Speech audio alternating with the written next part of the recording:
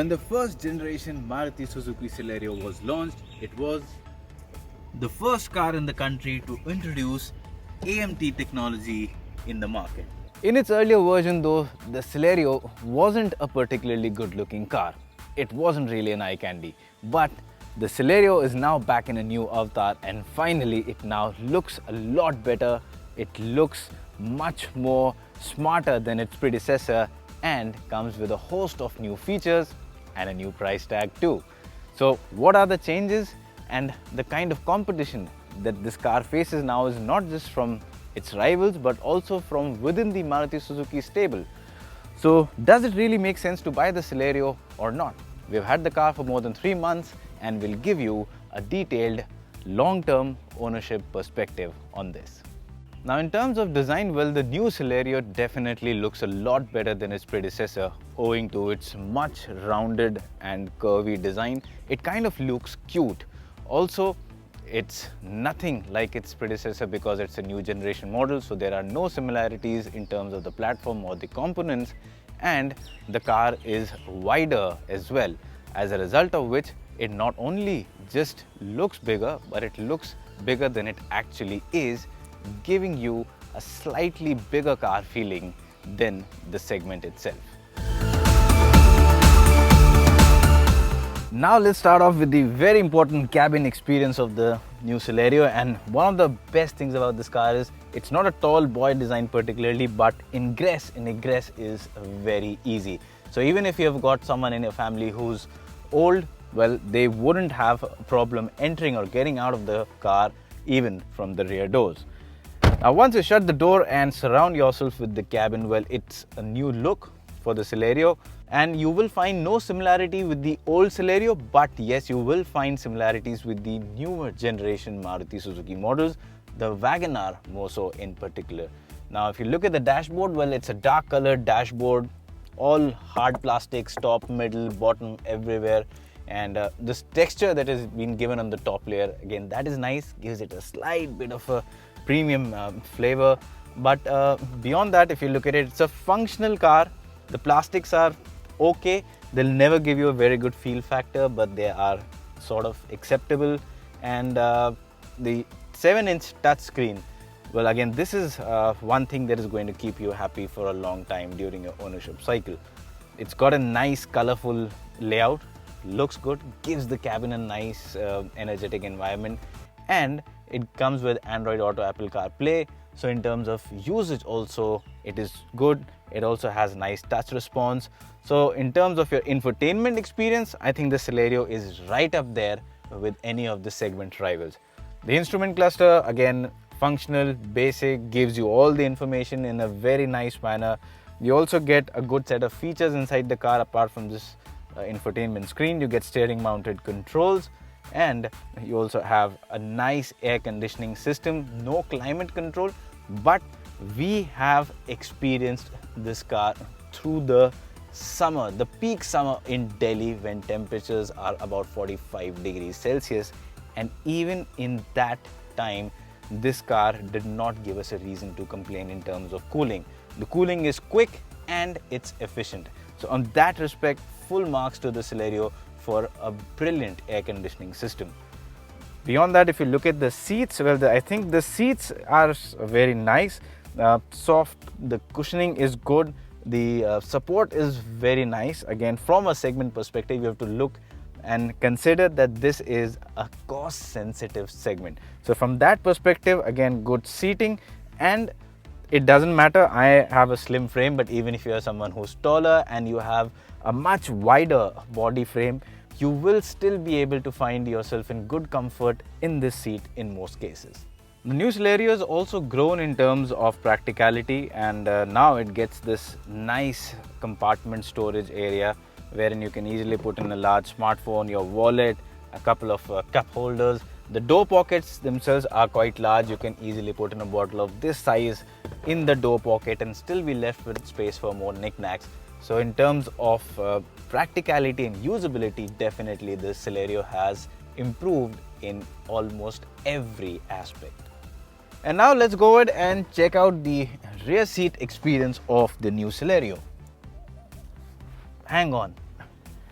There's one thing I forgot to mention, and that are these weirdly placed controls for the window.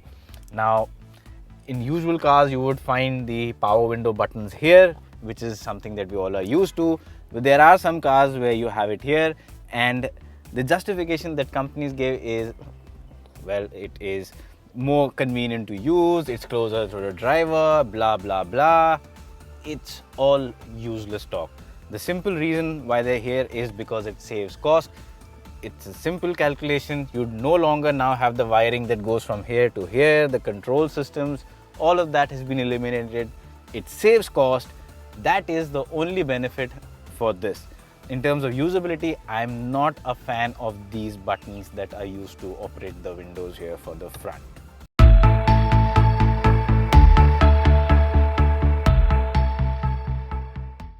Now coming to the rear seat of the Celerio, well, a lot of buyers for this car would be looking at it from a family perspective. And from that perspective, I think the Celerio scores well. In terms of space, you can see I've got the driver's seat adjusted to my driving preference. I'm 5 feet 8 inches for reference, and I've got a very good amount of knee room to spare. In terms of headroom too, there is a good amount of clearance, and that clearly means that even if you have tall occupants in your family who are to be seated in the rear seat, space shouldn't be a problem for most of them. Beyond that, if I look at the seat, well, the seat in terms of cushioning is good. In terms of backrest angle also, it's fine. Where it does have a slight problem is with the under thigh support. I am not very tall, I just mentioned my height, but even for my height, the under thigh support feels a tad less. So if you are taller, well, you're only going to want more under thigh support in this seat. But when I look at the cabin beyond that, it is a nice cabin to be in. You also need to consider the headrests. Just like the front headrests, these two are integrated within the seat, but unlike these that work well, these are pretty much useless, because I just can't find myself to have a perfectly comfortable positions with these headrests. I wish these were adjustable, but then again, at the price that this car comes, you can't have the world for yourself. Beyond that, I think the cabin overall in terms of usability is fine. The door pockets are large enough to place large bottles and still a few more knickknacks. You again continue with the same silly control placement that was up front for the windows. So where you would ideally have it here, which is much more convenient, you now have the rear windows placed here. So from a practicality or a comfort point of view, just look at it. If I am a rear occupant, I'm sitting comfortably and I want to roll down the window, all I do is this. Now I need to bend forward and do this. So the muscle movement involved is much higher. So I don't see any point of comfort in these control placement. But beyond that, I think the Celerio scores well in terms of practicality, space and comfort. Now for any family car, boot space is very important, and that is one department where the new Celerio scores very well. It now gets a much larger boot volume. Even the boot has been designed well, and well, we don't have too much camera equipment today, but I've got these two medium-sized bags, and you can see, just to give you a perspective of space, well, these two don't take up much of space inside the boot. So yes, if you're looking at those quick airport runs or even a quick weekend getaway with your family, I think the Celerio's boot is right up there for the job. And now let's talk about the driving performance of the Celerio, and that's the most important part for anyone who's buying the car and when you're going to live with the car. Now in over 3 months of our experience with the car, I've thoroughly enjoyed the Celerio, and I'm not saying this because I've loved driving the car. It's because the damn thing is so fuel efficient, and that's one of the key reasons why you would love a small car in today's time when fuel prices are really high. Now in terms of engine, what you get, well, it's a new car, like I said earlier, built on a new platform. The hardtech platform gets the new K series engine, and this engine is much more refined and fuel efficient than its predecessor. Right from the word go, from the moment you thumb the start button, the car moves with confidence. There's no problem. And again, even when you're trying to get up to speeds about 80 or even 100, the car doesn't struggle to get to those speeds. Just keep in mind it's a car aimed at being a comfortable urban runabout vehicle, and as long as you keep that in mind, I think the Celerio just fits into the bill perfectly. So you can easily do your city runs. At times you want to venture out on the highway or the expressway, you can do that with ease. And darting in and out of traffic, well, again, that is also easy because you've got great visibility all around and the car is pretty compact. In terms of driving, it feels refined, the engine feels refined, and it feels adequately powerful, nothing exciting, but not lethargic at the same time. The AMT is the version that we have with us, or we've had rather, for more than 3 months with us, and it works brilliantly. Works like an AMT, so there are still those head nods that you would expect between the shifts. Not completely done away with, well, you can't. And but the notable thing here is that if you compare the AMT from the time it was launched in the older Celerio, the kind of improvement that Maruti has been able to achieve without any hardware changes and just calibration is phenomenal. This AMT today works a lot better than the original AMT in terms of even the shift gaps, the lag, everything has been improved massively. So it's a much more refined unit than the first one. So it works well as long as you're driving it in an easy manner. That's what the Celerio AMT is all about, easy driving. It's not a car that you would want to push or you should be pushing at a quick pace. It just doesn't like doing that, especially the gearbox. So as long as you're traveling within the city, the traffic, getting onto the highway occasionally, all of that is done without a problem. That brings us to the most important part and the best part, and that's the fuel efficiency. Now this car is very, very fuel efficient, and over 3 months I've driven this car in almost every condition. Chock-a-block traffic, the empty expressway, 2 a.m. morning drives, airport runs, having 5 people in the car with luggage, done all of that. And after doing all of that, the average fuel efficiency we still get is upwards of 17 kilometers. So if you are doing your regular urban runabouts, you can easily expect somewhere in a similar region. And when venturing out on weekends or on open roads, you can easily expect to see 20 odd kilometers or even more showing on the display. The car is that fuel efficient, and that is a big boon to have in today's time when the fuel prices are so high. In case you're wondering what is the lowest and the highest fuel efficiency we've recorded, well, the lowest I've ever seen this car delivered in really bad traffic when I was barely moving and with the air conditioning on all of the time. Even then, the fuel efficiency has never dropped below 13 kilometers to a liter. And the best I've seen from this car is about 23.7 kilometers to a liter. So, phenomenal fuel efficiency. One thing that you need to keep in mind while driving this car is, like I said earlier, it's all about easy driving. You cannot hurry things with this car. So even when you're trying to get in and out of parking spots, at times when we are going to malls or some places, we try and do things quickly. So you'll rapidly put it into drive, push forward, then again quickly try and get it back into reverse. Well, that is where things start going haywire a bit. Everything needs to be done in a slightly relaxed manner. Try moving the gear shift selector a little too quickly, try and do things rapidly, and you'll see it takes time to respond, or it'll suddenly go blank thinking what to do, and then suddenly 2 seconds later or a second later you will find it slotting into reverse. So do things easily and you'll end up getting them done quicker than what you would do when you're in a rush.